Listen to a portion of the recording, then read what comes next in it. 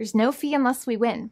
Today we are going to talk about what you win when you win a lemon law case. The lemon law for defective vehicles can be very sour, but it can also be extremely sweet. Many people have defective cars and everyone wants to know what you get when you win.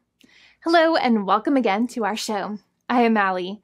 Every day, people are asking a lot of questions regarding the lemon law for defective cars. When their car is a lemon, they want to know how it turns into a tall glass of cold lemonade or even a nice slice of yummy lemon pie. Today, we will explain what you get when you win a lemon law case. It truly can be super rewarding. And the very first thing I want to tell you is the following. It's not about the specific type of vehicle that you have. There's no specific list of cars or makes or models. New vehicles, used vehicles, leased vehicles, and purchased vehicles, and more can all qualify under the lemon law. In fact, the lemon law can sometimes apply to things other than cars too, such as trucks, boats, motorcycles, small planes, appliances, and some electronics might be considered lemons too. Let us know what you are dealing with in the comments below. However, the majority of cases that we see actually do have to do with defective cars and automobiles. First of all, I want to break down the basics of how the lemon law works. Basically, you got a vehicle that is defective or has problems, but the dealership cannot repair it within a certain number of times or within a certain number of days. If that's the case, then it might qualify as a lemon based on the state you live in. Pretty much every state of the 50 states of America has a lemon law. Unfortunately, sometimes automobile manufacturers don't focus on the safety of the vehicle and instead focus on the safety of their own cash pocketbooks and net profits. For that reason, if your car is a defective lemon, you should really know about your legal rights. So in the following, I am going to tell you all about what you can get or win when you win a lemon law case. Some automobile manufacturers make a lot of money and are rich, and a lot of people hate the dealerships for taking their money and giving them a hunk of junk, the runaround, and a bunch of lies. But sadly enough, the lemon law is not designed to make you rich, and it is not intended to make you wealthy. Instead, the law is designed in a way that is supposed to put you in the position that you would have been if the vehicle had not been defective. It is supposed to make you whole. Even if you spent $60,000 or $70,000 on the car to fix up the car and spice it up, you still might not get that money back. It really depends. Even though the dealership might have lied to you, given you the runaround, and then failed to do their part. That's why it is important to give them the lemon drop down. By winning lemon law cases, consumers are really making the road a safer place for all drivers and pedestrians by making automobile manufacturers care more about consumer safety. Now, what you get when you win a lemon law case usually comes down to one of three possible options or remedies. Option 1 is that they might provide you with a replacement vehicle. Option 2 is that they might offer you a refund or what is called a lemon law buyback. Options 3, I will discuss option 3 a little later on in this video, and it is an important option you should know about as well with some real lemon juice. So let's start with the first remedy. Option 1 is that they can provide you with a replacement vehicle, which means you can basically trade your car in for a different vehicle, but there are some important things you should know about this option. The replacement vehicle should be a vehicle of similar value. The replacement vehicle should usually also be a vehicle from the same manufacturer with similar MSRP cost. It's crazy that many times, even though you really don't like dealing with that dealership, you might have to get a second car from the same manufacturer, even though they have lied to you and given you the runaround or given you a hard time.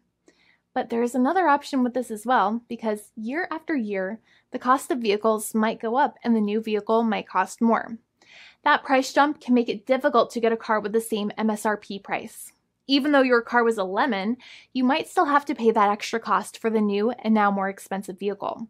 Thankfully, there is option 2, which allows you to get a refund through a lemon law buyback.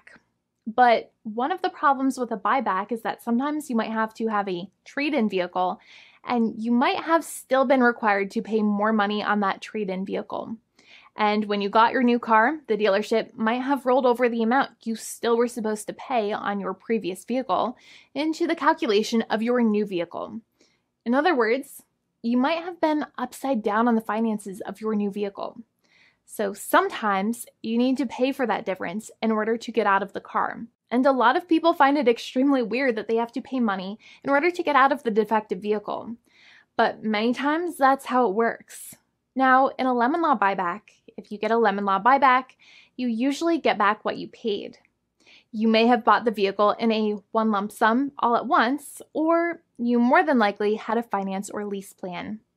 What you usually get back is the money that you actually paid, your hard-earned money that actually left your pocket and went straight into the pockets of the manufacturers. So think about it for a second and try to calculate about how much you paid. Think about the down payment and also add up all of the monthly payments that you have made for your car so far. It can add up to a lot of hard-earned money. In some cases, it can add up to $30,000 or more, but every case is different. Even though they accept that their vehicle is a lemon, many times the manufacturers still try to pinch pennies and also nickel and dime their customers. So they deduct certain fees during the negotiations, such as an offset for mileage for the portion of time that your vehicle did not have problems. Sometimes it is legal for manufacturers to deduct such things from the settlement you end up getting, but many times they may be doing so incorrectly or it might be taking away too much of your personal money.